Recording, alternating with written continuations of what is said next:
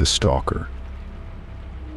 It started as a vague sense of unease, the kind that makes you check over your shoulder without quite knowing why.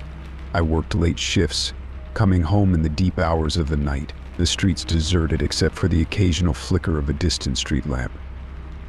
At first I thought it was just the darkness playing tricks on my mind, but then I noticed the shadows lingering in corners a little too long, the distant sound of footsteps that never quite caught up to me.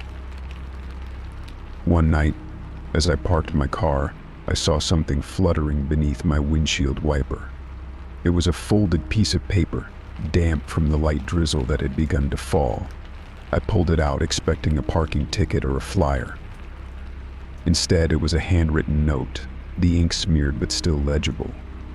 The words sent a chill down my spine.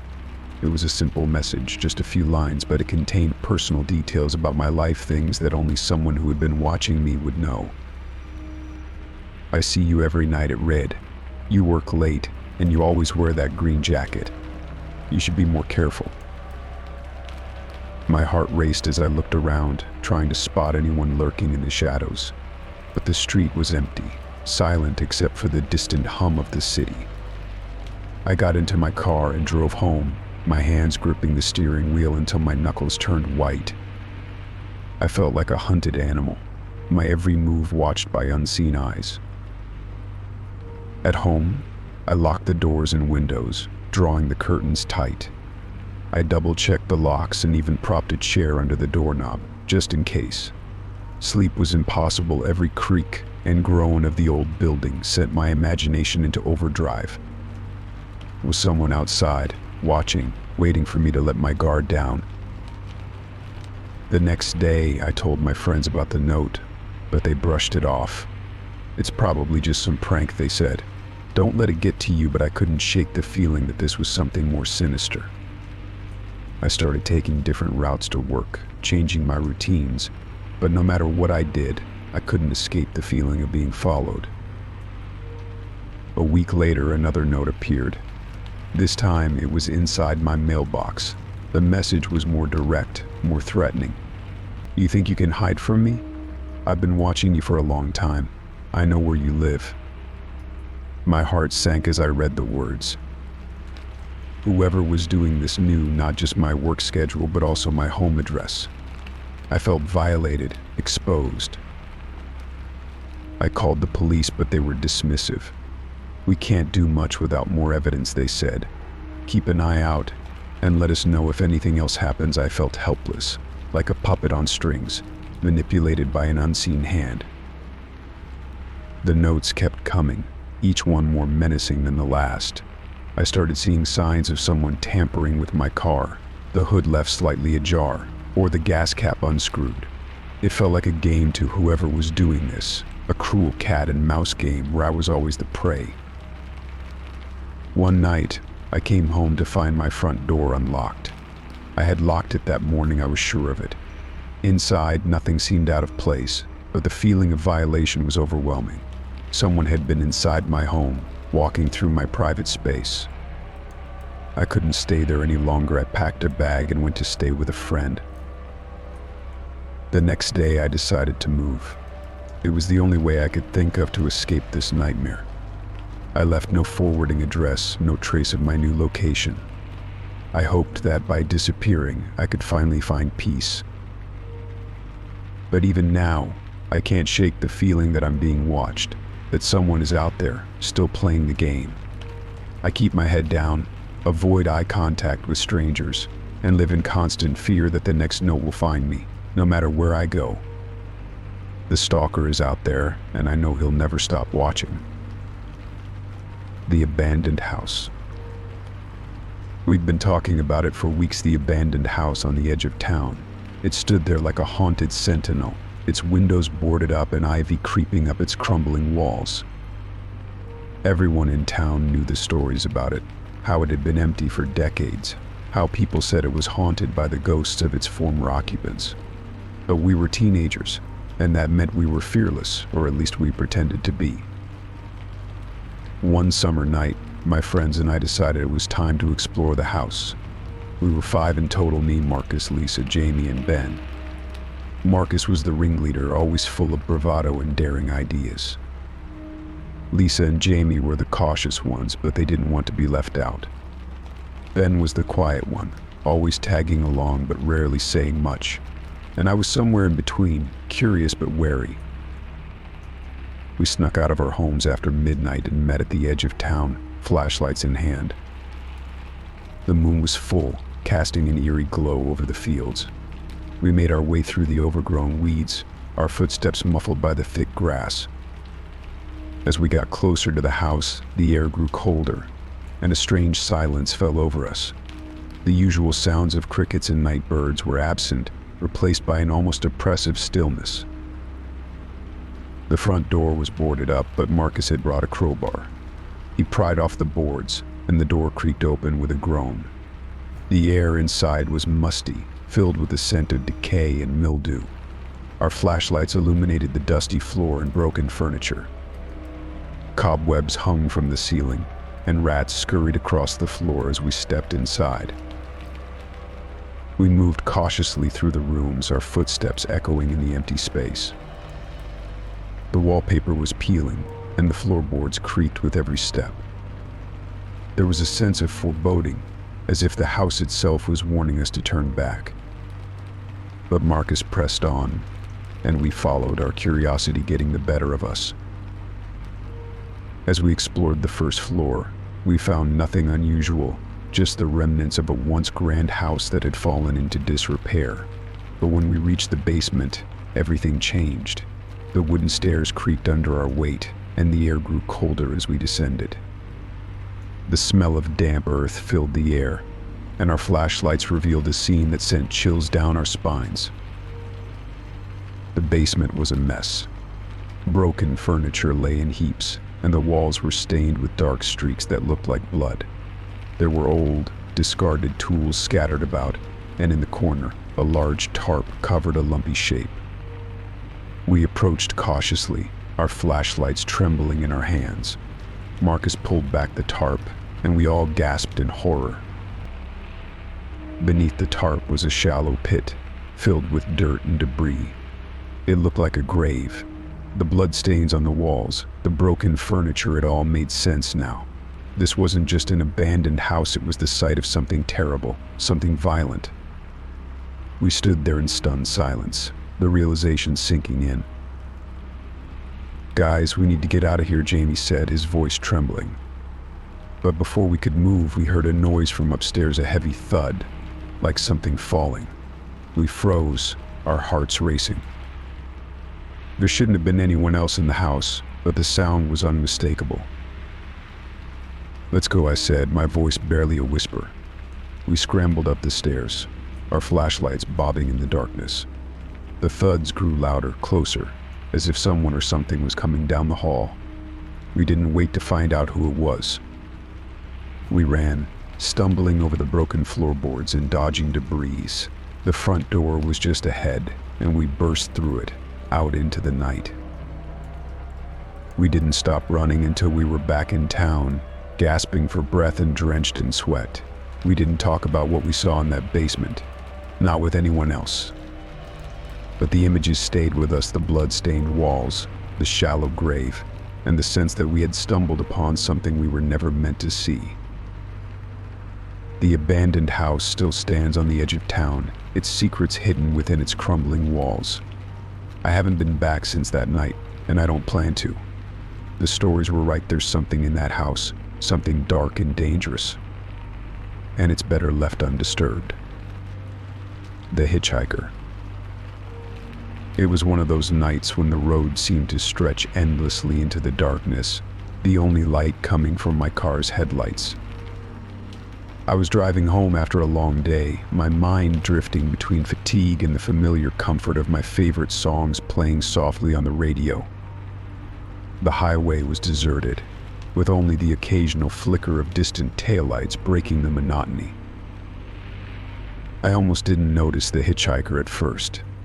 He was standing on the side of the road, a small backpack slung over one shoulder, his thumb extended in the universal gesture for a ride. Normally I wouldn't have stopped, but there was something about him that seemed harmless. Maybe it was the way he stood, slightly hunched, or the way he waved as I approached. He didn't look like a threat, just a tired traveler in need of a lift.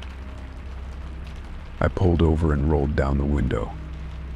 "Where you heading?" I asked, trying to sound casual.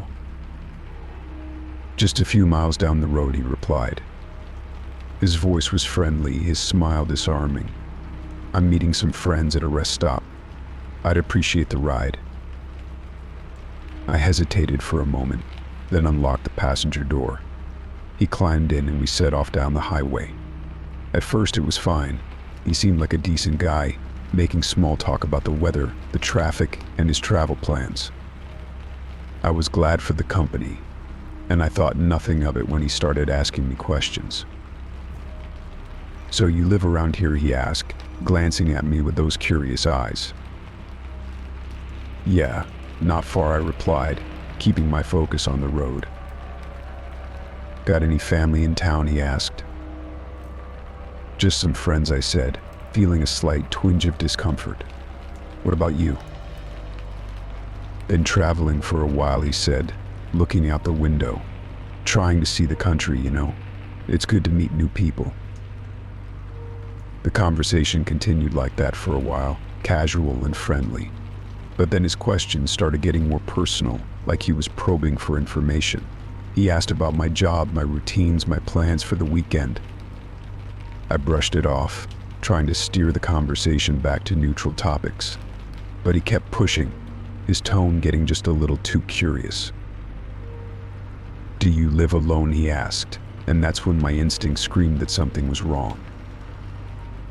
I shot him a quick glance, my grip tightening on the steering wheel. "Why do you want to know?" I asked, trying to sound nonchalant. "Oh, just curious," he replied with that same smile, but it didn't reach his eyes. "I'm always interested in how people live their lives." The mood in the car shifted, the air growing tense and heavy. I knew I needed to get rid of him, but we were in the middle of nowhere, miles from the nearest town. I couldn't just stop and let him out, it felt too risky. I had to think fast, come up with a plan to get him out of my car without raising suspicion. "So what about this rest stop?" I asked, trying to sound casual. "Is it coming up soon?" "Yeah, just a few more miles," he said, his gaze fixed on me. "It's a nice spot. You should check it out." I nodded, pretending to be interested, but my mind was racing. I had to get him out of the car, and I had to do it without making him suspicious. I slowed down as we approached the next exit, hoping to find a place to drop him off. "Hey, there's a gas station coming up," I said, pointing to the sign. "You want to stop there and grab a drink?" He hesitated for a moment, then nodded. "Sure, sounds good," he said, his tone neutral but his eyes sharp. I pulled into the gas station, my heart pounding in my chest. I needed to stay calm, act normal, and find a way to get him out of my car without drawing attention. I parked near the entrance, turned off the engine, and turned to him with a forced smile. "Well, this is where I stop," I said, hoping my voice didn't betray my nerves. "Good luck with your trip." He seemed to hesitate, as if he was deciding whether to push his luck or not. But then he nodded and grabbed his backpack. "Thanks for the ride," he said, stepping out of the car. "Maybe I'll see you around." I didn't wait to see if he was serious or not.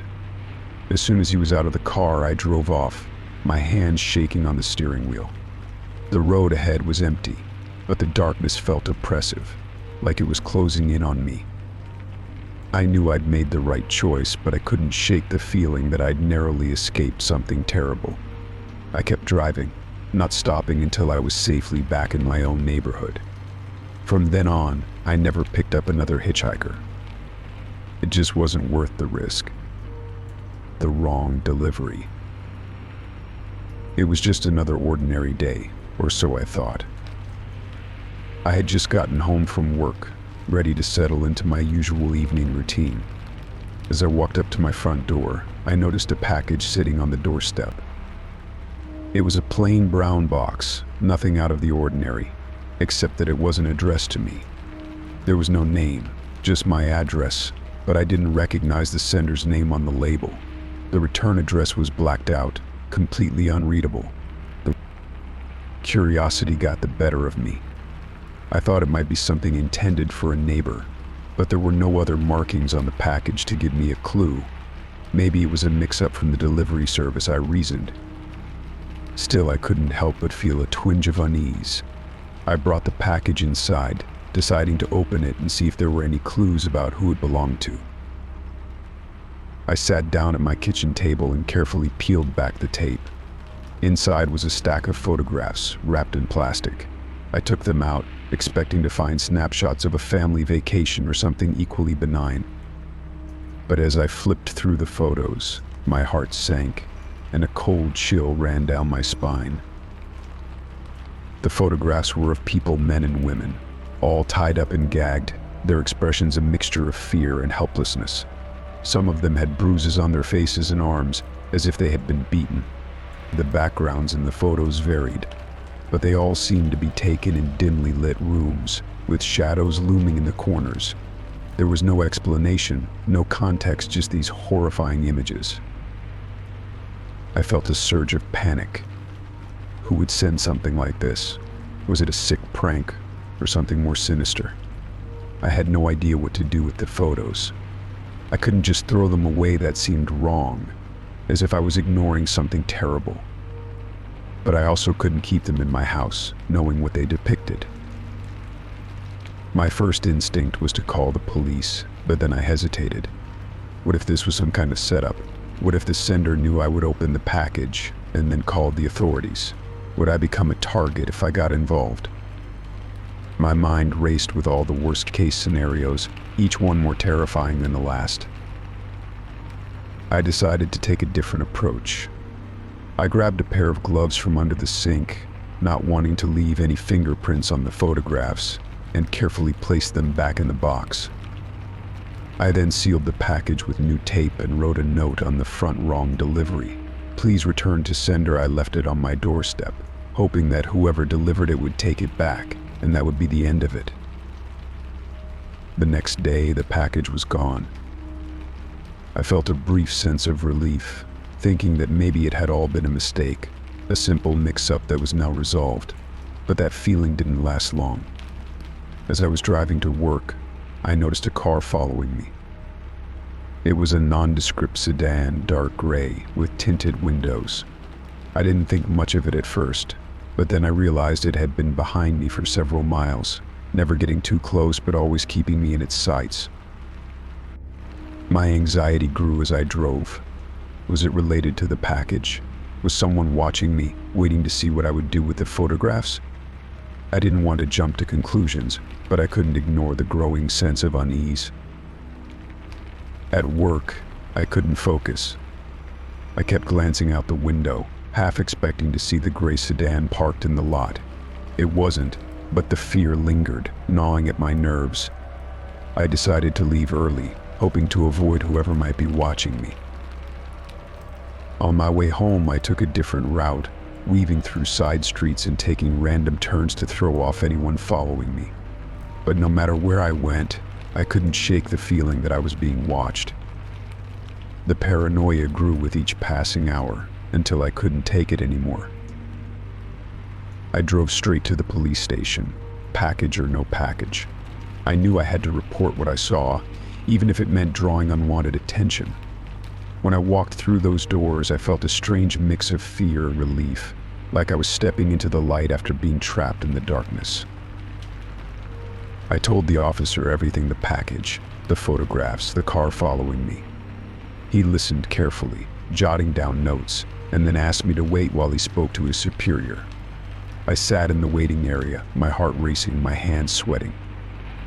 I didn't know what would happen next, but I knew one thing for sure: I would never open a package that wasn't addressed to me again. Not after what I saw inside that box.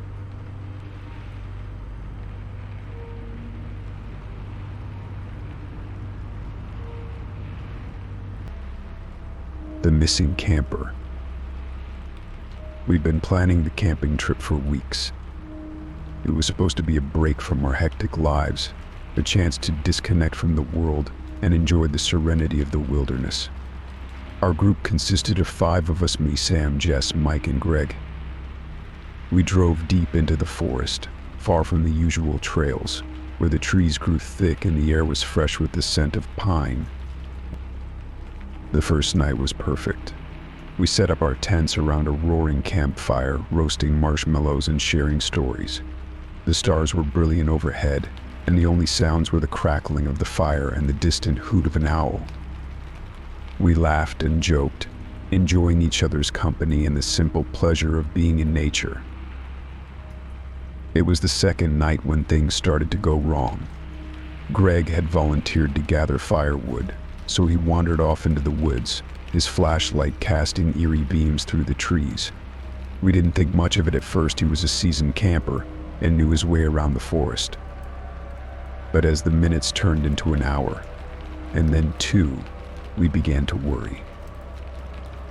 "Where's Greg?" Jess asked, her voice tinged with concern.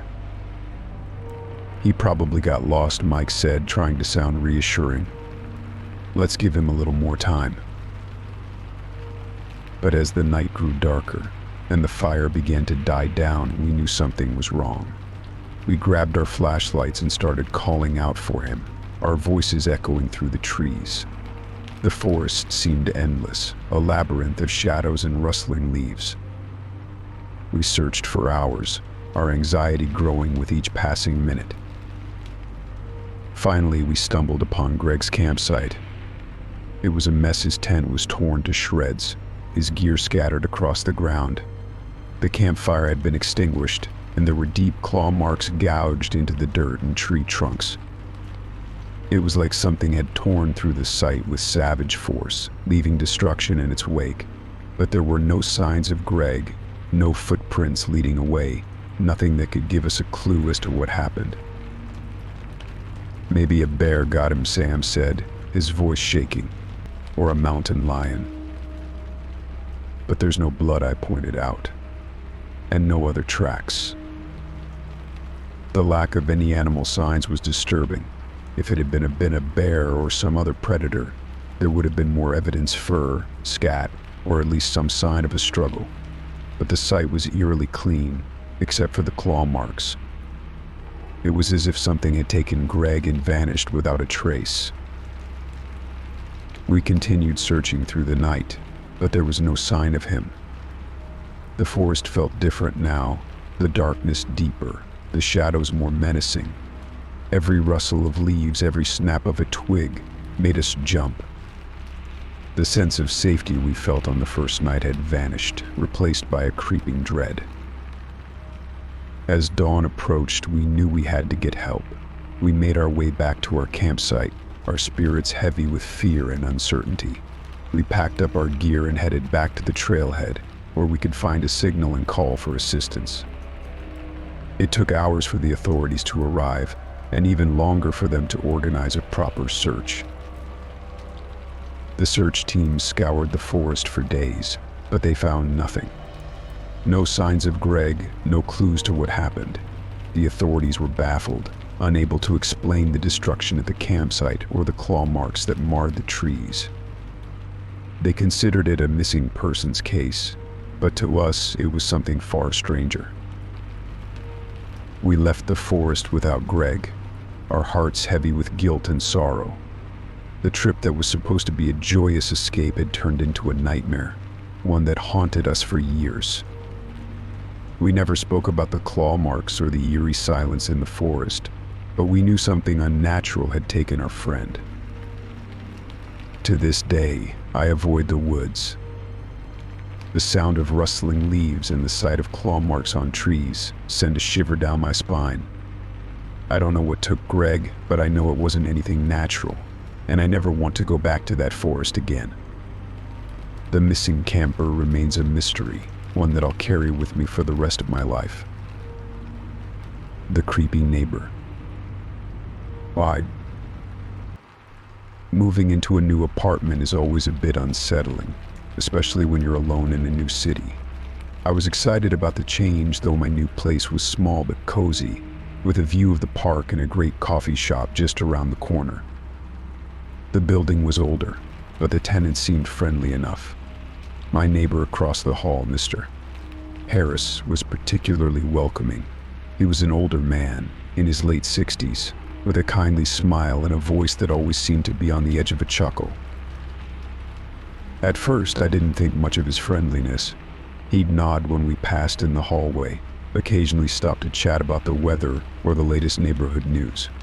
It felt like the usual small talk neighbors made, and I was happy to have a friendly face nearby. But then I started to notice things that made me uncomfortable. It began with the way he seemed to be around whenever I left my apartment. I'd open the door to go to work, and there he'd be, checking his mail or pretending to fiddle with his keys. He always had a comment about my outfit or a question about where I was heading. I brushed it off as just neighborly curiosity, but it started to feel like he was watching me a little too closely. The first time I saw him through his window, it was late at night. I was in my living room, reading a book, when I glanced out the window and saw his silhouette in his apartment across the courtyard. He was just standing there, his curtains slightly open, staring into my living room. I felt a shiver run down my spine, but I told myself it was a coincidence. Maybe he was just passing by his window. But it kept happening. I'd be in my kitchen, washing dishes, and I'd look up to see him watching me from his window. Sometimes, he'd even give a little wave and smile, as if it was the most normal thing in the world. I started keeping my curtains closed, but I couldn't shake the feeling that he was always there, just beyond the glass, peering into my life. Then the gifts started showing up. They were small things at first: an apple pie on my doorstep, a bouquet of flowers, a box of chocolates. There was never a note or any explanation, but I knew they were from him. He'd mention them in passing, asking if I'd enjoyed the pie or if the flowers had brightened my day. I didn't like it, but I didn't want to be rude, so I thanked him and hoped he'd get the hint to back off. But the gifts kept coming, and they became more personal. One day I found a book on my doorstep, a rare edition of my favorite novel. I hadn't mentioned it to anyone in the building, but there it was, wrapped in paper with a ribbon. It was unsettling. How could he have known? I was starting to feel trapped, like my privacy was slowly slipping away. I tried confronting him about it, asking him to stop with the gifts, but he just laughed it off, saying he was being neighborly. He had this way of turning everything into a joke, making me feel like I was overreacting. But I knew I wasn't. His behavior was crossing a line, and I couldn't ignore it any longer. The breaking point came one night when I heard a noise at my door. It was late, well past midnight, and I was in bed. The sound was soft, like someone was fiddling with the doorknob. My heart raced as I tiptoed to the door and peered through the peephole. There was no one there, but when I opened the door, I found a small box on the welcome mat. Inside was a key, an old, tarnished key with a note that read, "For when you need me." That was it. I couldn't stay in that apartment any longer. I packed my bags and left that night, not caring about the lease or the security deposit. I called a friend and crashed on their couch, grateful to be away from that building, away from Mr. Harris and his unsettling gifts. I never went back to that apartment. I told the landlord about what happened, and he assured me that he'd handle it, but I didn't want to take any chances. The whole experience left me feeling violated, like I'd been living under a microscope without even realizing it. I learned a valuable lesson about trusting my instincts and not ignoring red flags, no matter how friendly someone might seem. I just hope Mr. Harris found someone else to fixate on, someone who didn't mind the constant watching and the unwanted gifts. Because I couldn't live like that, not with someone like him lurking just across the hall. The silent call. It was just after midnight when my phone rang, the sudden noise shattering the quiet of my apartment. I was half asleep, bleary-eyed as I fumbled to answer it. But when I said hello, there was nothing but silence on the other end. No background noise, no breathing, just an eerie stillness. I hung up, figuring it was a wrong number or some sort of telemarketing glitch. The next night, the same thing happened. This time, I was more awake, more aware of the unnerving silence. I waited for a voice, for anything that would indicate it wasn't just a dead line, but there was nothing. I asked who it was, but the quiet stretched on, like a void on the other end of the call. The calls kept coming. Every night at the same time, 12:17 EA. It became a twisted routine. I'd be in bed, barely drifting off to sleep, and the phone would ring. I'd answer, hoping for a voice, a clue, anything that would give me some indication of who was behind this. But it was always the same complete, unsettling silence. I started to dread the nights, my anxiety building with each ring. I checked my phone for blocked numbers, for anything that might explain the calls, but there was nothing. It was like someone was toying with me, testing my patience or worse, watching to see how I'd react. After a week, I couldn't take it anymore. I decided to trace the number, to see where it led. It was an unlisted number, but I had a friend who worked in telecommunications, and he owed me a favor. I called him, explaining what had been happening, and he agreed to help. It took a few days, but he finally got back to me with an address. When he told me where it was, my blood ran cold. The address was right next door to my workplace. It was a small office building, mostly empty after hours, with a few businesses that operated during the day. I couldn't believe that someone was calling me from a building I'd been passing every day, just a few steps away from where I worked. The thought sent shivers down my spine. Who could it be, and why were they calling me at such a strange hour? I decided to investigate, but I knew I had to be careful. I didn't want to confront the caller directly, that felt too risky. Instead, I went to work early one morning and parked a block away from the office building. I watched from a distance, hoping to see something unusual, some clue as to who might be behind the calls. The building seemed normal enough during the day, with employees coming and going, delivery trucks pulling up to the loading dock. But as the day wore on and the office workers left, the building grew eerily quiet. By the time night fell, it was completely empty, save for a few dim lights in the hallways. I waited until it was nearly midnight, my heart racing as I checked my watch. I was parked just outside the building, my eyes fixed on the entrance. At exactly 12:17 a.m., my phone rang. I answered, expecting the usual silence, but this time I heard something, a faint rustling, like someone shifting in their seat. I held my breath, listening intently, but then the line went dead. I knew I couldn't keep doing this, couldn't live with the constant fear and uncertainty. The calls were driving me mad, and I needed answers. I got out of my car and approached the building, my footsteps echoing in the empty street. The entrance was locked, but I had a spare key for my workplace, and I knew the building's security system had a blind spot around the back. I crept inside, my senses on high alert. The hallways were empty, the air heavy with anticipation. I made my way to the floor where the calls had been traced, my footsteps barely audible on the worn carpet. The office door was slightly ajar, a sliver of light leaking into the hallway. I pushed it open, my heart pounding in my chest. The office was empty, but a single desk lamp was on, casting a dim glow over the room. There was a phone on the desk, its cord dangling off the edge, and a small tape recorder beside it. The recorder was still running, the tape spinning slowly. I played it back, my hands trembling, and heard my own voice on the other end, asking who was there, pleading for a response. But there was nothing, just the same eerie silence. The calls had been coming from an empty office, from a phone that had been left off the hook. It didn't make sense who would set this up and why. I turned to leave, my mind racing with questions, but as I reached the door, I saw something that made my blood run cold. There was a note taped to the back of the door, written in a messy scrawl. "See you tomorrow night," it said. I didn't stay to find out what that meant. I fled the building, my footsteps echoing in the empty hallway, my breath coming in ragged gasps. I knew I couldn't go back to work, couldn't risk being that close to whoever was behind this.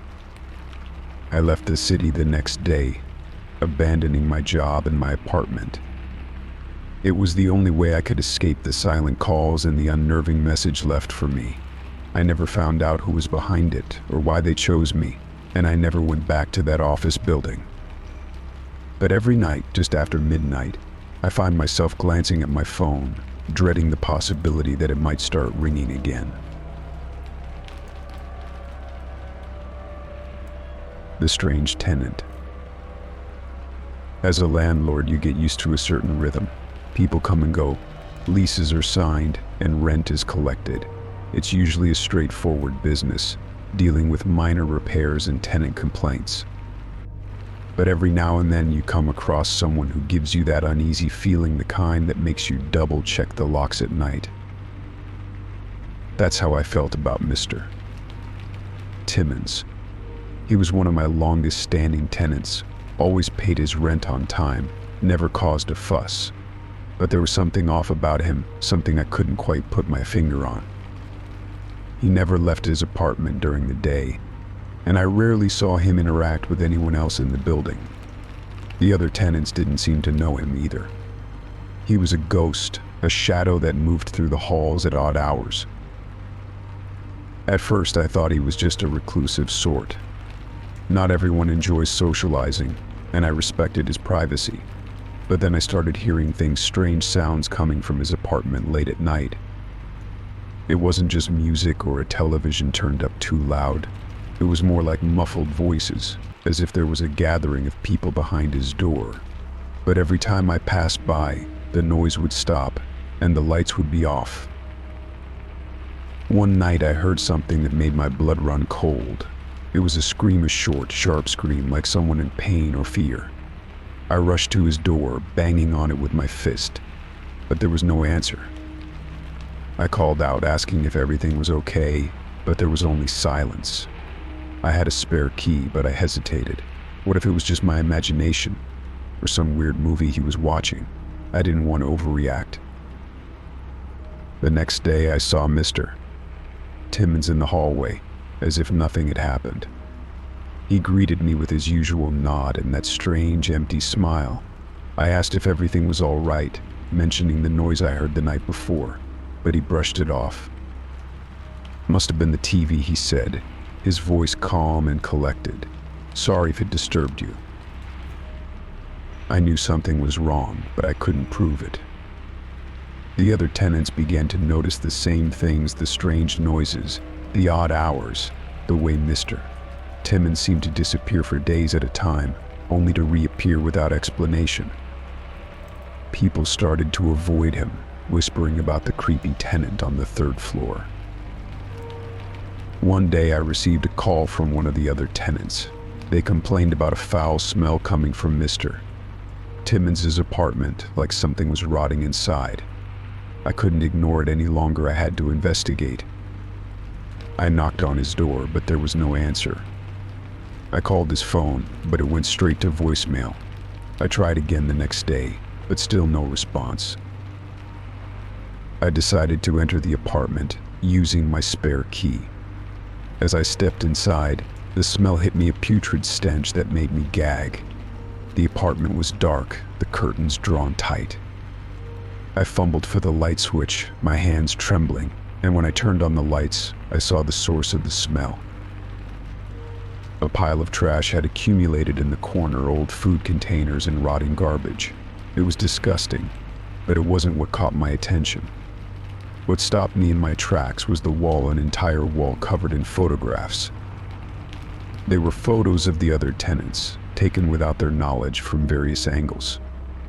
Each photo had a face crossed out with a thick black marker.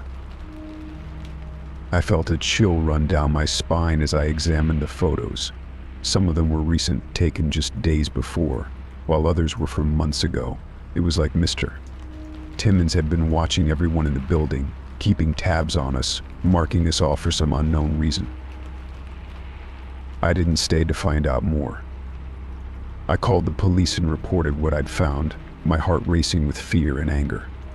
When the officers arrived, they searched the apartment but found no sign of Mr. Timmons. He had vanished, leaving behind his wall of photographs and the smell of decay.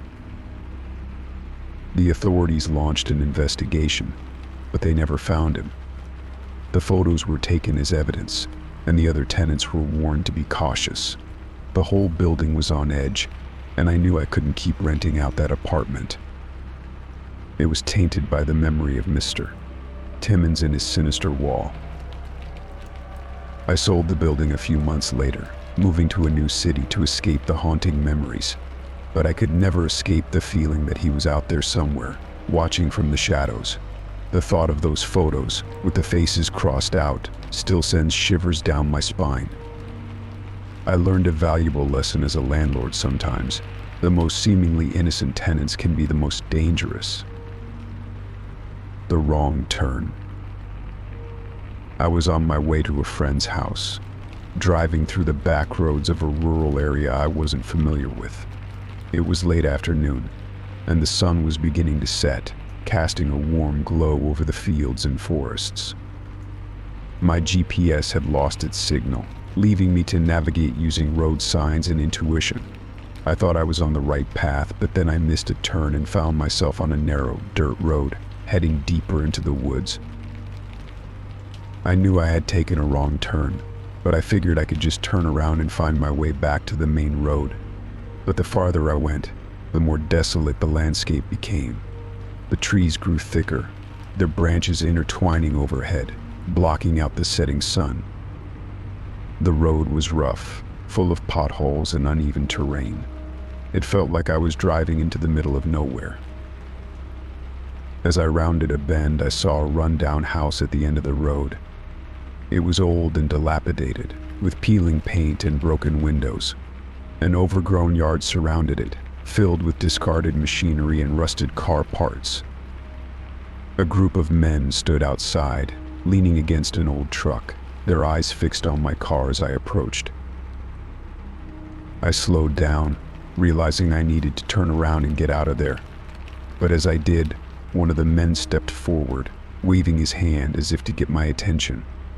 He had a scruffy beard and a hard expression, his eyes narrowing as he walked toward me. The other men followed, spreading out to surround my car. My heart raced as I realized this wasn't just a simple wrong turn. I'd stumbled into something dangerous. I rolled down my window, trying to keep my voice steady. "Hey, I'm just lost," I said, forcing a smile. "I'm looking for the main road. Can you point me in the right direction?" The bearded man leaned in, his eyes cold and untrusting. "You took a wrong turn," he said, his voice low and gruff. "This ain't a place for visitors. You best turn around and get out of here." I nodded, trying to act calm. "Thanks for the directions," I said, slowly rolling up my window. But as I reached for the gear shift to back up, one of the other men slammed his hand on the hood of my car, a heavy thud that made me jump in my seat. "Not so fast," he said, a sinister smile spreading across his face. "You look like you could use a drink. Why don't you come inside for a bit?" I shook my head, my pulse racing. "No thanks, I really need to get going," I replied, trying to sound casual. But the men weren't backing down. They moved closer, their expressions turning hostile. I realized they had no intention of letting me leave peacefully. I knew I had to act fast. I put the car in reverse and hit the gas, my tires spinning in the dirt. The sudden movement caught the men off guard, and they stumbled back as I backed up. I didn't wait for them to recover. I spun the car around and sped down the dirt road, my heart pounding in my chest. I could hear them shouting behind me, their voices growing fainter as I raced away. I kept my foot on the gas, my eyes focused on the road ahead. The trees blurred past me, the light fading as the sun dipped below the horizon. I didn't know where I was going, but I knew I had to get as far away from that house as possible. After what felt like an eternity, I finally reached the main road. I didn't stop driving until I was miles away, back in civilization, surrounded by streetlights and other cars. I pulled over to catch my breath, my hands still shaking on the steering wheel. I knew I was lucky I had gotten away before those men could do whatever they had planned. I didn't want to think about what might have happened if I'd stayed, if I hadn't reacted quickly enough. It was a reminder that sometimes a wrong turn can lead you into the darkest places, where danger lurks in the shadows. From that day on, I made sure to double-check my directions, to stay on well-traveled roads, and to never take my safety for granted. Because I knew there were places out there where a simple mistake could cost you more than just a few minutes of your time. It could cost you your life. The vanishing patient. Working the night shift at the hospital had its share of eerie moments, but nothing could have prepared me for the night my patient vanished. It started like any other evening. Patients settled in, the hum of medical equipment filling the corridors, and the steady rhythm of nurses and doctors making their rounds. I was in charge of the East Wing, a quiet section reserved for patients recovering from surgery. One of my patients, Mr. Granger, was a middle-aged man who'd been admitted for a routine procedure. He was quiet, polite, and didn't cause any trouble. He mostly kept to himself, reading books and watching TV to pass the time. His recovery was going smoothly, and I expected he'd be discharged within a few days. It was around 2 a.m. when I went to check on him. I entered his room, expecting to find him asleep, but the bed was empty. At first I thought he'd gone to the bathroom or for a walk down the hall, but the door was closed and the lights were off. I checked the bathroom, but it was empty too. I called his name, but there was no response. It was like he'd vanished into thin air. I quickly notified the charge nurse, and we searched the entire wing. We checked every room, every closet, and even the stairwells, but there was no sign of him. Panic set in as we realized he was truly gone. How could a patient disappear from a secure hospital without anyone noticing? The charge nurse called security, and they reviewed the security footage. I watched over their shoulders, my stomach churning with anxiety. The cameras covered the entire East Wing, with feeds from the hallways and exits. We played the footage back from the last few hours, focusing on Mr. Granger's room. It showed me entering the room to check on him, but no one else had gone in or out. How is that possible? I asked, my voice trembling. He has to be here somewhere. The security guard shook his head, his brow furrowed in confusion. Maybe there's a blind spot in the cameras, he suggested. We'll check the other exits. But even after checking every angle, there was no trace of him. It was like he'd simply disappeared. The hospital staff grew uneasy, whispering among themselves about the mysterious vanishing patient. I felt responsible, as if I had somehow let him slip away on my watch. The following day, we checked Mr. Granger's medical records, hoping for some clue about his disappearance. That's when we discovered something unsettling. His records were incomplete, with multiple entries under different names. It was as if he had been admitted to other hospitals before, each time with a different identity. The information was vague, but there were notes about previous escapes from medical facilities, incidents where he had simply vanished without a trace. The realization sent chills down my spine. Who was this man, and why had he created multiple identities? What was he running from, and how had he managed to disappear without anyone noticing? The more I dug into his background, the stranger it became. There were rumors of him being involved in illegal activities, but nothing concrete. It was all hearsay, fragments of a puzzle I couldn't piece together. The hospital administration contacted the police, but they had little to go on. Without clear evidence of a crime, there wasn't much they could do. The search continued, but Mr. Granger was nowhere to be found. It was as if he had vanished into the night, leaving behind a trail of questions and confusion. The incident haunted me for weeks. I couldn't shake the feeling that I had missed something, that I could have prevented his escape if I had been more attentive. I replayed the events of that night over and over in my mind, searching for any clue, any sign that might have explained his disappearance. The hospital implemented stricter security measures after that, adding more cameras and increasing patrols during the night shift. But the mystery of Mr. Granger's vanishing remained unsolved. It became a cautionary tale among the staff, a reminder that even in a place designed for healing and safety, the unexpected could happen. I eventually left that hospital, seeking a quieter job in a smaller town. The memories of that night still linger, though, a reminder that even in the most secure places, there's always a possibility for the inexplicable. I often wonder where Mr. Granger went, what drove him to create those multiple identities, and if he's still out there somewhere, living a life hidden from the rest of us. The questions remain unanswered, a mystery that I know will never be solved. The dangerous ride.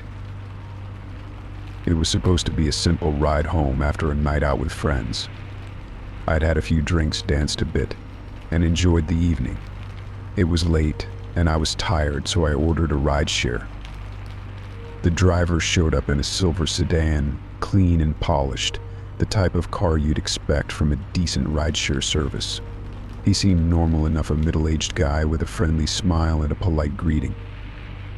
I got in, feeling that wave of relief that comes when you know you're on your way home. We set off, and I was grateful to relax in the back seat, watching the city lights blur by. It was supposed to be a short drive, maybe 10 minutes at most, but after a few blocks, I noticed the driver wasn't following the route on the app. He took a left turn when he should have gone straight, then made a series of unfamiliar turns that didn't align with the GPS directions. I thought maybe he knew a shortcut, but the streets were getting darker and more desolate, the traffic thinning out. I think we're going the wrong way," I said, leaning forward to show him the app. "We should be on Main Street." The driver glanced at me in the rearview mirror, his smile fading. "Don't worry, I know a better way," he said, his tone oddly curt. I felt a chill run down my spine. Something was off, and I couldn't ignore it. I insisted, trying to stay calm but firm. "Can you please follow the route?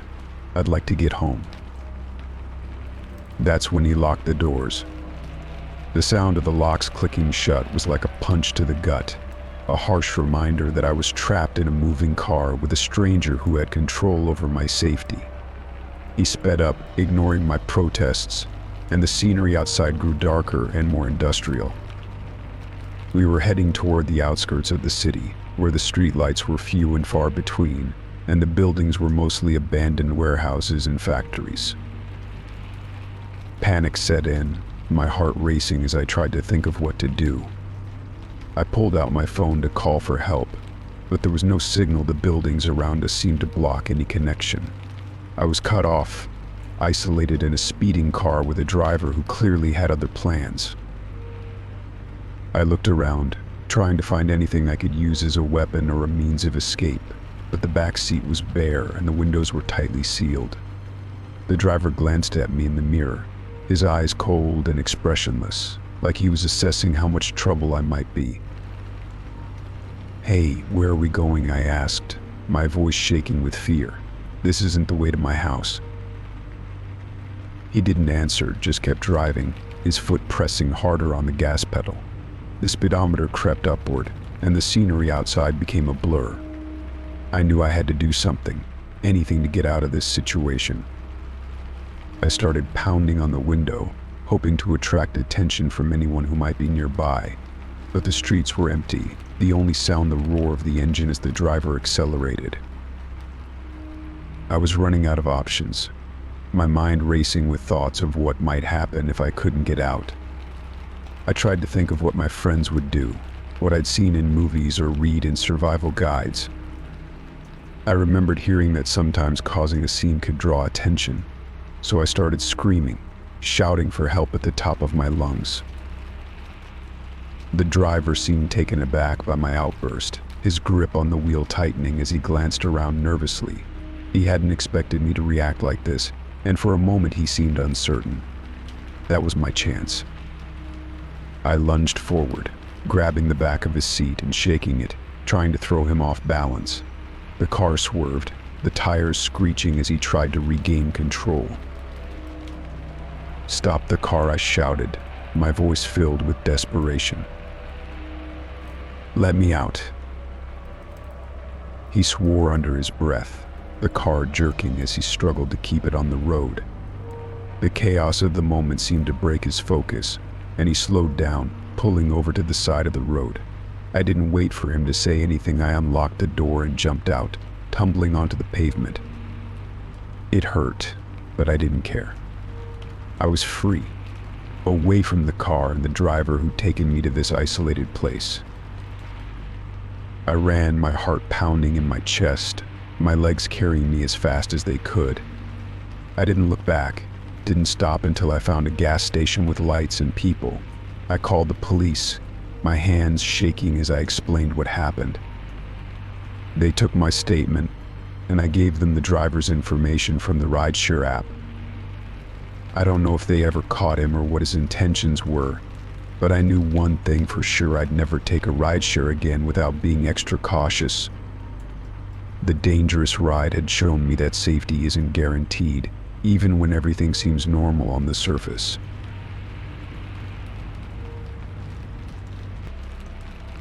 The patient's secret. It wasn't unusual for my patients to be guarded about their past. As a psychiatrist, I knew that some people took longer to open up, especially if they'd experienced trauma or had secrets they wanted to keep hidden. But there was something about Mr. Reynolds that set me on edge from the moment he walked into my office. He was a middle-aged man with a gruff demeanor, his eyes cold and unreadable behind thick glasses. He barely spoke during our sessions, only offering vague answers to my questions. I tried to be patient, giving him space and time to trust me. But every session felt like hitting a brick wall. He'd sit in silence, staring at the floor, his hands clasped tightly in his lap. I could sense the tension in him, the way his jaw clenched whenever I asked about his past. It was as if he was carrying a burden too heavy to share. One day I decided to rearrange my office, thinking a change of scenery might help. I moved the chairs, adjusted the lighting, and tidied up the shelves. As I was cleaning, I noticed something under the chair where Mr. Reynolds usually sat. It was a small, leather-bound notebook half hidden beneath the cushion. Curious, I picked it up, expecting it to be a forgotten journal or a set of notes. But as I flipped through the pages, my heart sank. The notebook contained detailed plans for a violent crime. It was filled with diagrams, timelines, and descriptions of various locations. There were sketches of a building layout, marked with entrances and exits, along with notes about security cameras and alarm systems. But what sent chills down my spine was seeing my name and address written in the margins, with a timeline leading to the current day. I couldn't believe what I was seeing. My first instinct was to think it was some kind of sick joke or a misunderstanding. But as I read further, the intent was clear. The notebook described a violent attack on my office, with specific details about how and when it would happen. It was like reading a script for a horror movie, only this was real, and I was the target. Panic set in as I realized the gravity of the situation. I quickly locked the notebook in my desk drawer and called the police. I told them about the notebook, explaining who I thought it belonged to and what it contained.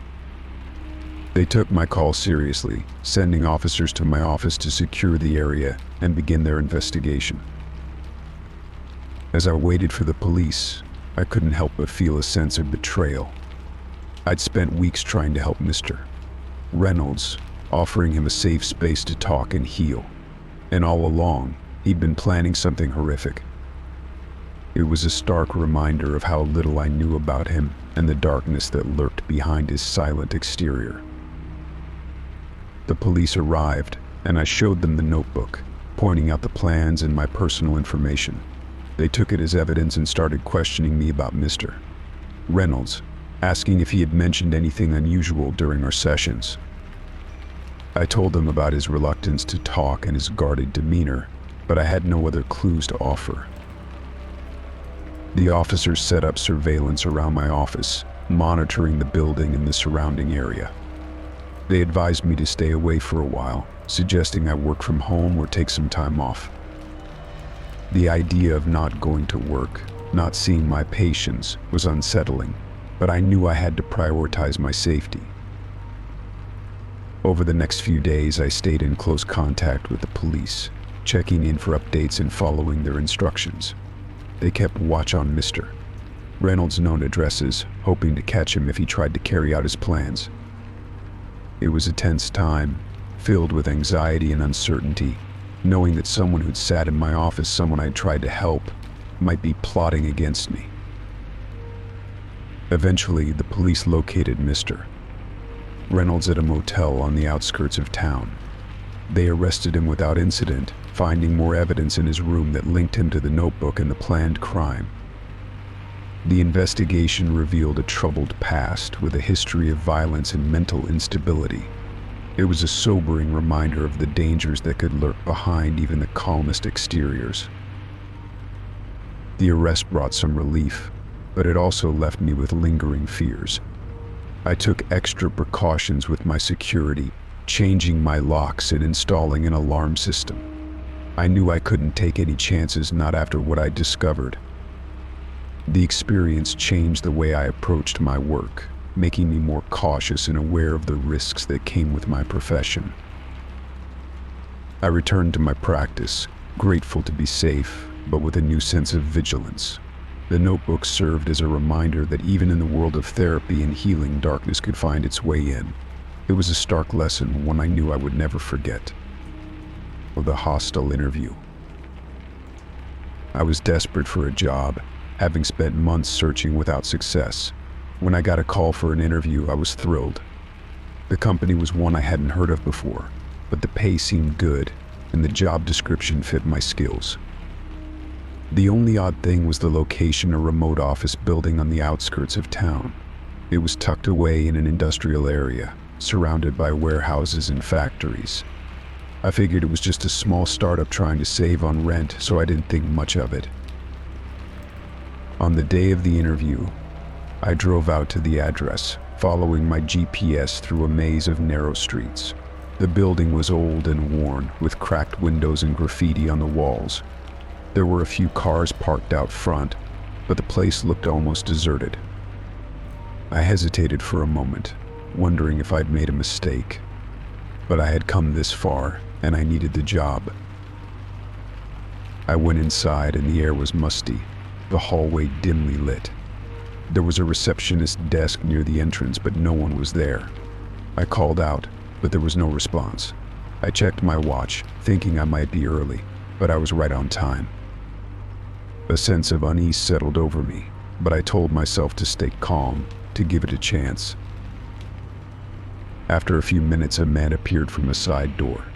He was tall and burly, with a thick beard and a scowl on his face. He introduced himself as the interviewer, his voice gruff and unfriendly. He barely looked at me as he led me down the hallway, his footsteps heavy on the worn carpet. We entered a small office, bare except for a desk and a couple of chairs. The walls were stained, and there were no windows. It felt claustrophobic, the kind of place that made you want to leave as soon as possible. The interviewer sat down behind the desk and gestured for me to take a seat. His eyes bore into me, his demeanor tense. The interview started with basic questions about my experience and skills, but his tone was harsh, almost accusatory. He seemed more interested in finding faults than in learning about my qualifications. He asked me about my previous jobs, but his questions quickly turned personal, delving into my family background and relationships. It felt invasive, like he was trying to unsettle me. When he asked about my marital status and whether I had children, I knew he was crossing a line. "I'm not sure that's relevant to the job," I said, trying to keep my voice steady. The interviewer leaned back in his chair, his expression turning cold. "I'm the one asking the questions," he snapped. "You'd better answer them if you want this job." I felt my stomach tighten with anxiety. This wasn't a normal interview, it was hostile, aggressive, and wrong. I decided I had to leave, but when I stood up to go, the interviewer slammed his hand on the desk, his eyes blazing with anger. "Where do you think you're going?" he growled, his voice filled with menace. I backed away, my heart racing. "I'm leaving," I said, trying to sound firm. "This interview is over." But when I reached the door, it was locked. I jiggled the handle, trying to force it open, but it wouldn't budge. Panic set in as I realized I was trapped in a small, windowless office with a man who was growing increasingly aggressive. I turned to face him, my hands trembling with fear. "Open the door," I demanded, my voice shaking. The interviewer stood up, his fists clenched, his expression violent. "You're not going anywhere until I say so," he said, taking a step toward me. I knew I had to act fast. I grabbed the nearest chair and swung it at the door, the impact sending a shock wave through my arms. The door didn't break, but the noise was loud enough to be heard down the hallway. I swung again, shouting for help, hoping someone would hear me. The interviewer lunged forward, his movements quick and aggressive, but I was ready. I swung the chair at him, catching him off guard. He stumbled back, cursing and clutching his shoulder. I took the opportunity to smash the chair into the door again, finally breaking through the lock. I ran down the hallway, my heart pounding in my chest. I didn't know where I was going, but I knew I had to get out of that building. I found the main entrance, the door swinging open, as I pushed it with all my strength. I didn't stop running until I was back in my car, my hands shaking as I fumbled for the keys. I drove straight to the nearest police station, reporting the incident and giving them the address of the office building. The officers took my statement, assuring me they would investigate. I never found out what happened to the interviewer or what kind of operation was going on in that building, but I knew I was lucky to escape. From that day on, I was more cautious about job interviews, always researching the company and verifying the location before I went. The hostile interview had shown me that even something as ordinary as a job search could turn dangerous, and I wasn't going to take any chances. The experience left me shaken, but it also made me more aware of the risks that could be lurking in unexpected places. The stranger in my house. Coming home after a weekend getaway is usually a comforting feeling, but this time it was different. As soon as I walked through the front door, something felt off. The air had a faint scent of cigarette smoke, and I don't smoke. I brushed it off at first, thinking maybe it was just the smell of the neighborhood, or perhaps a neighbor had a party while I was away. But as I moved through my house, I started noticing subtle changes, things that shouldn't have been different. It began with the small stuff. The chair in my living room was slightly out of place, shifted just a few inches from where I usually kept it. The kitchen cabinets had a few doors left ajar, and there was a cup on the counter that I didn't remember leaving there. I chalked it up to my own forgetfulness. Maybe I had been in a rush before I left, or maybe it was just a quirk of the house. But then I found my bedroom door slightly open, just a crack, enough to see inside. I was sure I had closed it before leaving, but now it was ajar, like someone had been in there. My heart sank as I walked into the room, my eyes scanning for anything out of place.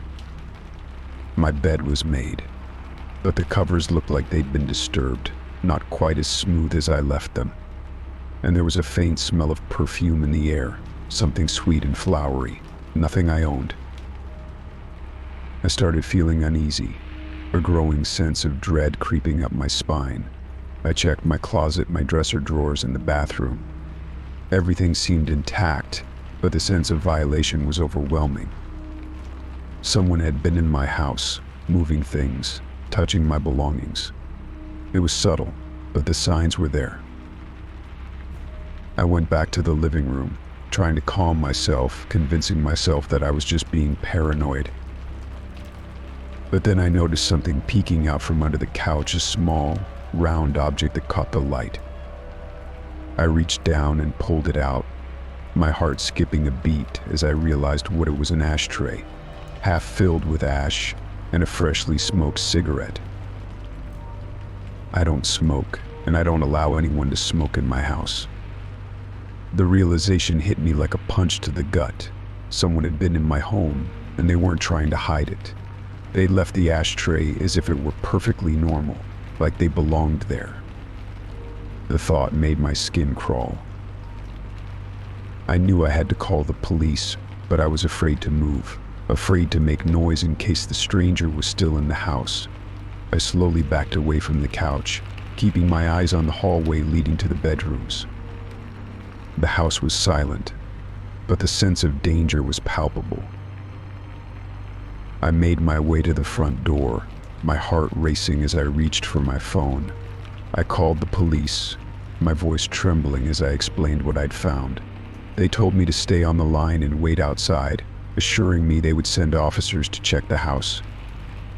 I slipped out the front door, my eyes darting around, watching for any sign of movement inside.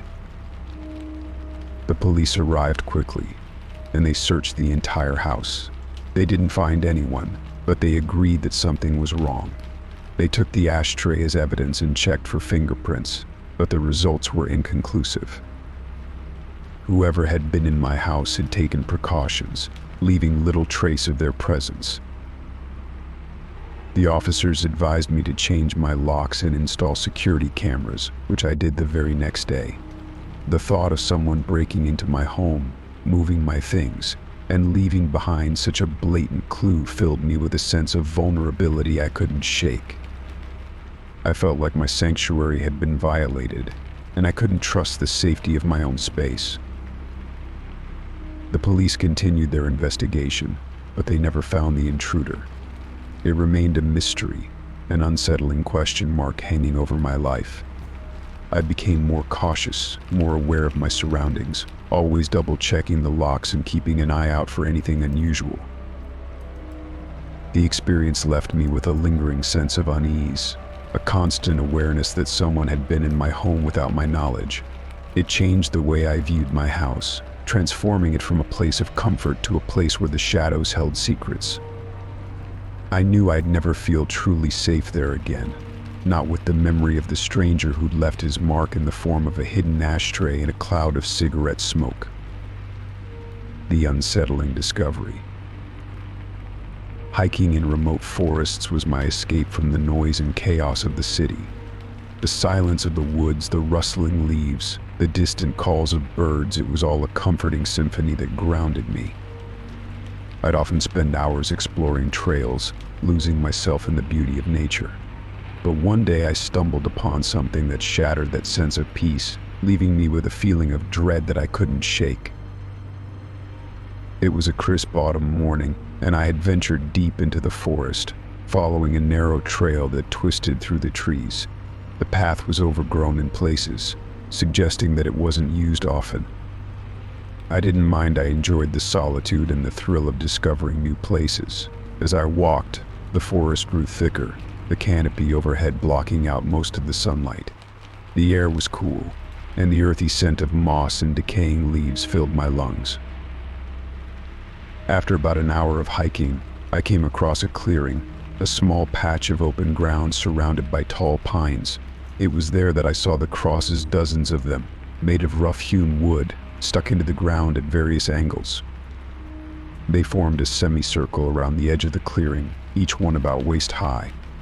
At first, I thought it was some sort of memorial site, maybe dedicated to those who had passed away in the forest. But as I walked closer, I realized something was very wrong. Each cross had personal belongings attached to it: clothing, jewelry, watches, even eyeglasses. They hung from the crosses, swaying slightly in the breeze, some tied with rope, others nailed directly to the wood. It was an unsettling sight, but what disturbed me most was the condition of the items. They looked recent, like they'd been taken from their owners not long ago. Many of them showed signs of forced removal: torn fabric, broken clasps, and bent frames. It was clear these weren't just mementos, they were evidence of violence. My heart raced as I stood in the clearing, my eyes scanning the surrounding trees. The forest was silent, eerily so, as if the usual sounds of wildlife had vanished. I felt a chill run down my spine as I realized I was standing in a place that held dark secrets, a place where people had been harmed, their belongings forcibly taken. I took a few steps back, my instincts screaming at me to leave, to get as far away from this place as possible. But my curiosity got the better of me, and I approached one of the crosses to examine the items more closely. There was a jacket torn at the seams, with what looked like dried blood stains on the collar. A gold watch dangled from a piece of wire, its face cracked and the band twisted. It was like a grotesque display, a grim reminder that this forest held more than just the beauty of nature. I knew I had to report this, but I was miles from civilization, with no cell signal and no one else around. The trail I had taken was rarely used, and it could be hours before I reached a point where I could get help. I felt a surge of fear, a realization that I was alone in a forest where violence had occurred, where the danger might still be lurking in the shadows. I backed away from the crosses, my heart pounding in my chest. Every rustle of leaves, every creak of a branch sent waves of anxiety through me. I felt like I was being watched, like someone or something was observing my every move from the safety of the trees. I turned and ran, my feet pounding the forest floor, my breath coming in ragged gasps. The trail seemed longer on the way back, the twists and turns disorienting as I raced through the forest. I stumbled over roots, my legs aching, but I didn't stop until I reached the trailhead, where my car was parked. I jumped in, locked the doors, and drove as fast as I could back to town. Once I had a signal, I called the authorities, my voice shaking as I explained what I'd found. They took my report seriously, promising to send a team to investigate. I gave them the location of the clearing, detailing the crosses and the personal belongings attached to them. I knew I couldn't leave it unreported, not with what I had seen. The experience left me shaken, a reminder that even the most serene places could hide unimaginable horrors. The forest that had once been my refuge now felt tainted, its beauty overshadowed by the unsettling discovery I had made. I knew I wouldn't be hiking in remote forests for a long time, not after what I had witnessed in that clearing with the wooden crosses and the dark secrets they held. The unexpected reunion. High school reunions are supposed to be fun, a chance to reconnect with old friends and relive memories from the past. When I got the invitation to my 10-year reunion, I was hesitant at first. I hadn't kept in touch with many people from high school, and I wasn't sure if I wanted to revisit those years. But I figured it could be a good opportunity to catch up with a few familiar faces, so I decided to go. The reunion was held at a local hotel, the ballroom decorated with banners and old yearbook photos. There was a buffet, a bar, and a DJ playing songs from our high school days. It was all a bit cheesy, but it brought back memories of football games, prom, and school plays. I wandered through the crowd, saying hello to people I hadn't seen in years, exchanging pleasantries and sharing stories about what we'd been up to. That's when a man approached me, his face lighting up with recognition. He was tall and lean, with a scruffy beard and a slightly disheveled look. He greeted me with a warm smile, as if we were old friends. "Hey, it's been ages," he said, clapping me on the back. I can't believe you're here. It's so good to see you again. I squinted at him, trying to place his face. He seemed familiar, but I couldn't remember his name, and I was sure we hadn't been close in high school. I gave him a polite smile, hoping he'd mention his name or offer some clue about our past connection. Yeah, it's great to be here, I replied, playing along. Sorry, I'm terrible with names. Remind me who you are. He laughed, waving off my confusion. Oh, come on, it's me, Chris. We used to hang out all the time in senior year. You know, with the gang from Mrs. Parker's class. I didn't remember any Chris from Mrs. Parker's class. In fact, I couldn't recall anyone by that name from high school. But he seemed so sure, so confident that we had been close friends. I didn't want to be rude, so I nodded along, pretending to remember. Right, Chris. Yeah, I remember now, I said, hoping to avoid further awkwardness. Chris started talking about high school, reminiscing about parties, teachers, and pranks we supposedly pulled together. I listened, nodding at the right moments, but I couldn't shake the feeling that something was off. His stories didn't match any of my memories, and the details were vague at best. It felt like he was fabricating a past that didn't exist, or worse, trying to create a connection where there wasn't one. As the night went on, Chris became more insistent that we had been close friends. He followed me around the ballroom, joining conversations with other people and talking about our good old days. It was starting to feel suffocating, like he was trying to insert himself into my life, rewriting my history to include him. The unsettling part was when he started revealing personal information about me. He mentioned my parents' names, my favorite subjects in high school, and even a childhood pet I'd forgotten about. I hadn't shared any of this with him, and it wasn't the sort of information you'd find in a yearbook. It was as if he'd done extensive research on me, digging into my past to create a narrative that didn't align with my own memories. I excused myself and stepped outside for some air, needing a break from Chris and his unnerving familiarity. The cool night breeze was a relief, but I couldn't escape the feeling that something was wrong. I checked my phone, hoping to find some information about Chris, but I didn't have any messages or notifications from anyone by that name. When I went back inside, I tried to avoid him, sticking to groups of people I actually remembered from high school. But Chris was persistent, weaving through the crowd to find me, his enthusiasm growing with each encounter. It felt like he was determined to force a connection, no matter how uncomfortable it made me. I finally decided to leave the reunion early. I couldn't handle the intensity of Chris's presence, the way he seemed to know too much about me while I knew nothing about him. As I was leaving, he caught up with me at the door, his eyes intense, his smile slightly manic. Hey, you can't leave yet.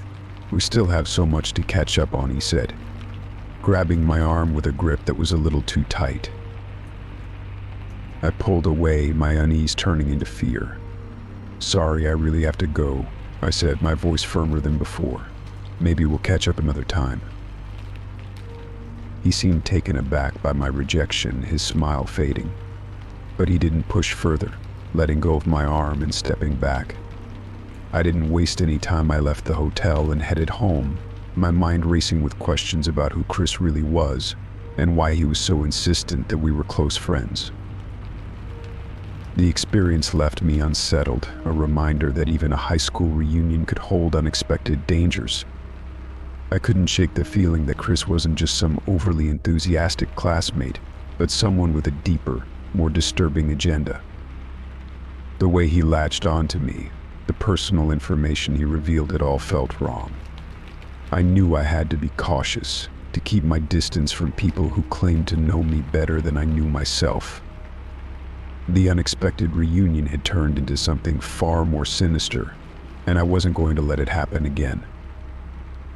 The abandoned warehouse. The abandoned warehouse had always been a magnet for thrill seekers and urban explorers. It was a relic of the city's industrial past, a crumbling structure with shattered windows and rusted doors. My friends and I had often talked about checking it out, curious about what secrets it might hold. One night, we decided to take the plunge and explore the place. We had flashlights, a map of the building, and enough adrenaline to keep us going. We entered through a broken side door, the hinges creaking loudly as it swung open. Inside, the air was musty and thick with dust. The warehouse was vast, its high ceilings and sprawling layout a maze of rusted metal and decaying concrete. Our flashlights cut through the darkness, casting eerie beams of light that revealed graffiti-covered walls and piles of discarded debris. It was like stepping into a forgotten world, a place where time had stopped. We moved cautiously through the warehouse, our footsteps echoing off the walls. The place was eerily silent, save for the distant sound of dripping water and the occasional skittering of rats. We passed through empty loading bays, climbed over stacks of old pallets, and ducked under hanging pipes. It was both thrilling and unsettling, the kind of adventure that sent shivers down your spine. As we ventured deeper into the warehouse, we came across a long corridor lined with heavy metal doors. Most of them were rusted shut, but one was slightly ajar. It led to a small room, its walls covered in peeling paint and cracked tiles. We stepped inside, our flashlights illuminating a cluster of old machinery and equipment. At first it looked like just another forgotten storage room, but then we noticed the screens. There were several large monitors mounted on the walls, each displaying live footage from various locations around the city. The images flickered and shifted, showing streets, parks, parking lots, and alleyways. To our shock, one of the screens displayed our own neighborhood, the familiar row of houses, the corner store, and even the playground where we used to hang out as kids. It was disorienting, like seeing our lives through someone else's eyes.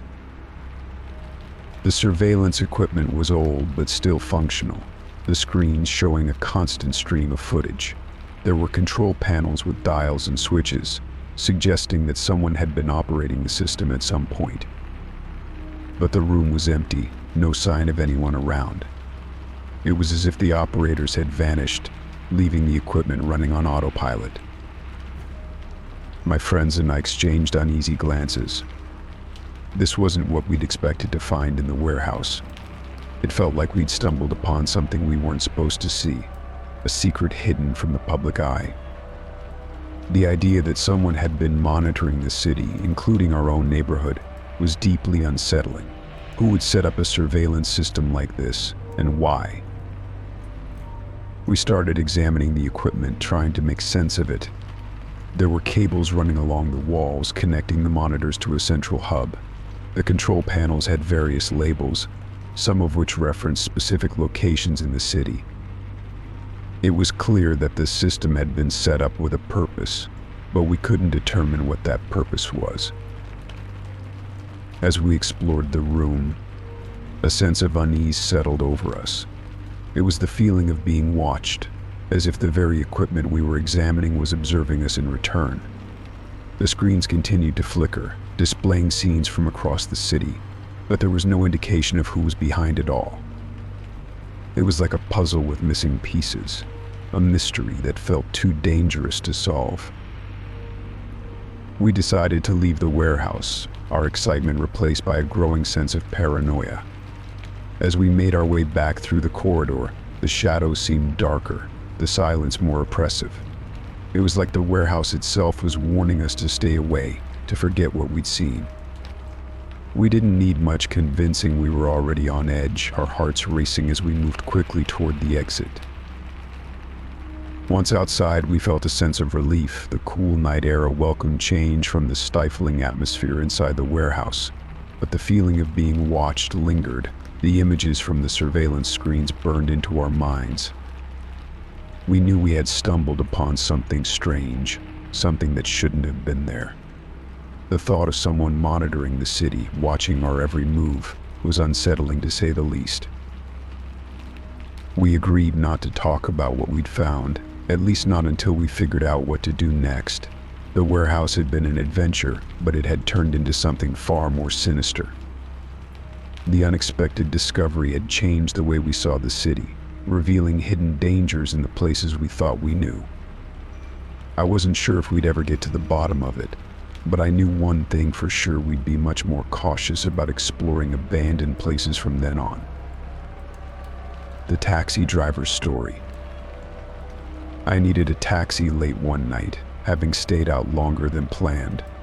The city was still buzzing with nightlife, but the streets seemed quieter, the usual hum of traffic and people dwindling as the hour grew late. I hailed a cab from the corner, a yellow sedan with a faded sign on the door, and climbed in, grateful to be heading home. The driver was an older man with a scruffy beard and a cap pulled low over his eyes. He gave me a nod and asked for my destination. I told him my address, and we set off through the city streets. The interior of the cab smelled faintly of smoke, and the seats were worn, but I didn't mind. It was just a quick ride home, and I was too tired to care about the details. As we drove, the taxi driver started talking. He had a thick accent and a gravelly voice, the kind that comes from years of smoking and shouting over city traffic. At first, it was just idle chit-chat, asking about my night and whether I lived in the area.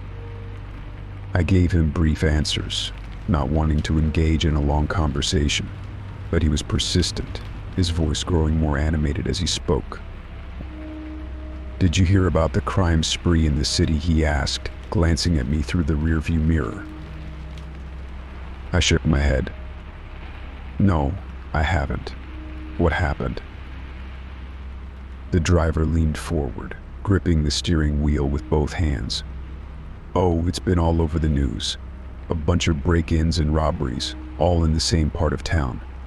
They say it's some gang moving in, trying to make a name for themselves." I listened, curious but cautious. It wasn't unusual for taxi drivers to have their ears to the ground, picking up stories from their passengers in the streets. But the way he described the crime spree was oddly specific, as if he had first-hand knowledge of the incidents. "Where did it happen?" I asked, trying to sound casual. He shrugged, his eyes flicking to the rearview mirror again.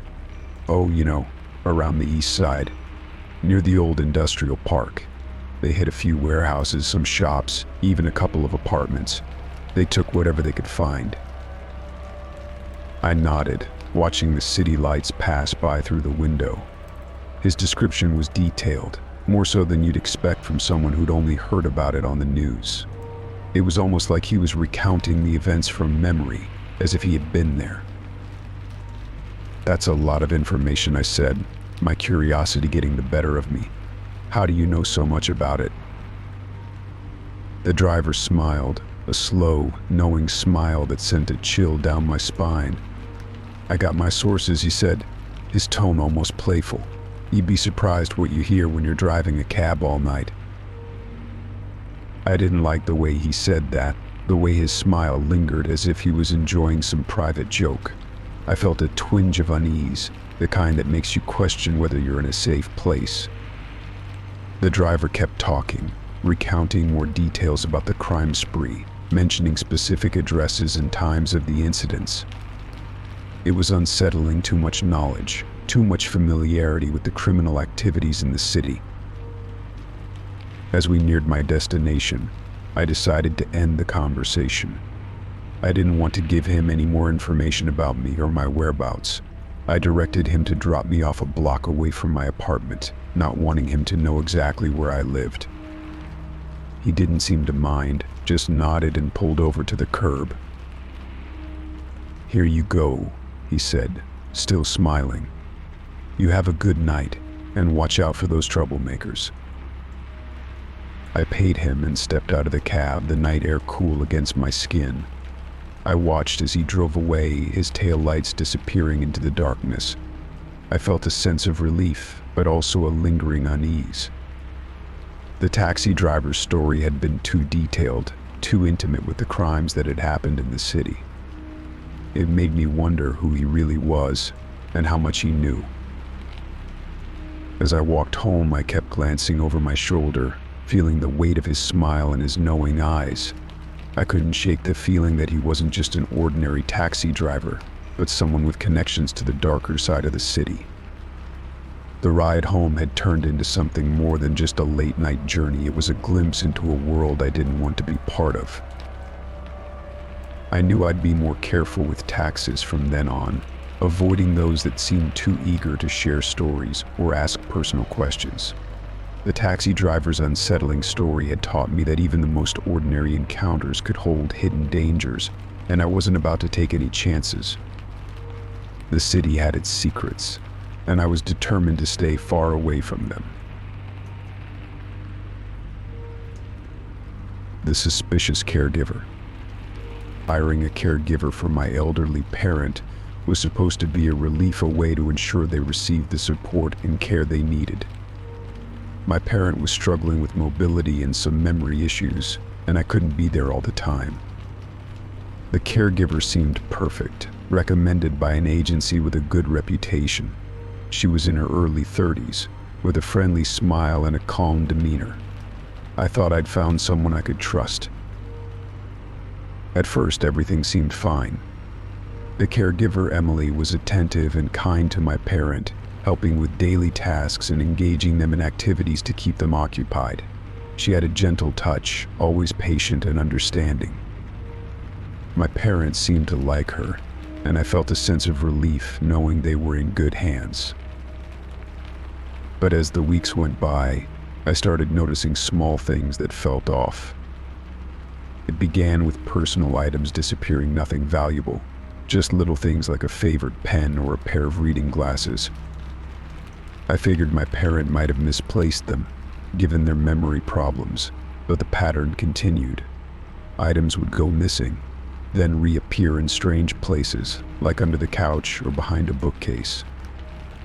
It was easy to dismiss at first, but it happened too often to be a coincidence. Then there were the phone calls. I'd come home early from work sometimes, and I'd hear Emily on the phone in another room, her voice hushed and secretive.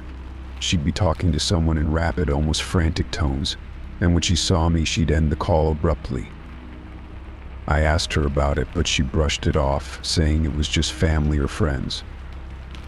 I didn't push it, not wanting to make her uncomfortable, but the behavior was suspicious. The turning point came when I found my parents' medication bottles scattered on the kitchen counter. Some of them were open, the pills mixed up and out of order. It was alarming. These were important medications, and tampering with them could be dangerous. I confronted Emily, asking why the bottles were out and why they were in such disarray. She seemed nervous, her eyes darting around as she made excuses about cleaning and organizing. It didn't sit right with me. I decided to do some digging, to see if there was anything in Emily's background that might explain her behavior. I contacted the agency that had recommended her, asking about her employment history and references. They were hesitant to share information, citing privacy concerns, but I persisted, telling them about the medication incident and my concerns about her conduct. What I found was disturbing. Emily had a history of fraud and abuse, with several complaints filed against her at previous jobs. She'd been accused of stealing from clients, manipulating their finances, and mistreating those in her care. The agency had failed to disclose this information when they recommended her, leaving me in a vulnerable position. I was furious and scared for my parents' safety. I immediately terminated Emily's employment, telling her she was no longer welcome in my home. She protested, acting shocked and offended, but I didn't back down. I escorted her out of the house, locking the door behind her and changing the locks the next day. I reported her to the agency and the authorities, detailing her suspicious behavior and the evidence I'd found. The agency promised to investigate, but I knew I couldn't trust them after what had happened. I filed a complaint with the Better Business Bureau and shared my experience with other families in the area, warning them about the risks of hiring caregivers without thorough background checks. The experience left me shaken. a stark reminder that even those who are supposed to care for our loved ones can be a source of danger. I felt guilty for not catching the signs earlier, for not protecting my parent from someone with a history of abuse. But I knew I had to move forward, to find a trustworthy caregiver who would provide the care and support my parent deserved. I learned to be more vigilant, to ask more questions, and to trust my instincts when something felt wrong. The suspicious caregiver had turned a time of need into a time of fear and uncertainty, but I was determined to ensure my parent was safe and cared for from then on. It was a hard lesson, but one I knew I couldn't afford to forget. The hostage situation. Dinner at a nice restaurant was supposed to be a break from the stress of the week, a chance to unwind, enjoy good food, and catch up with friends. The place was bustling with people, the lights low and the atmosphere warm. It was the kind of spot that was always filled with laughter and the clinking of glasses. My friends and I had a table near the back, away from the main entrance. We were deep in conversation, talking about work and plans for the weekend, when the evening took a terrifying turn. It started with a loud crash, the sound of the restaurant's front door being kicked in. Everyone turned to look, startled by the sudden noise. A group of masked individuals stormed in, carrying guns and shouting at everyone to get down. Panic erupted, people scrambling under tables and behind chairs. The masked intruders moved quickly, barking orders and brandishing their weapons. The music stopped, the laughter ceased, replaced by the nervous whispers of frightened patrons. My friends and I crouched behind our table, trying to stay as low as possible. My heart raced, my breath coming in short bursts. It was surreal, like a scene from a movie, but the fear was real, the cold grip of terror squeezing my chest. The intruders moved through the restaurant, demanding valuables and information from everyone they encountered. One of them approached our table, his eyes hidden behind a ski mask. He pointed his gun at us and shouted, "Wallets, phones, everything."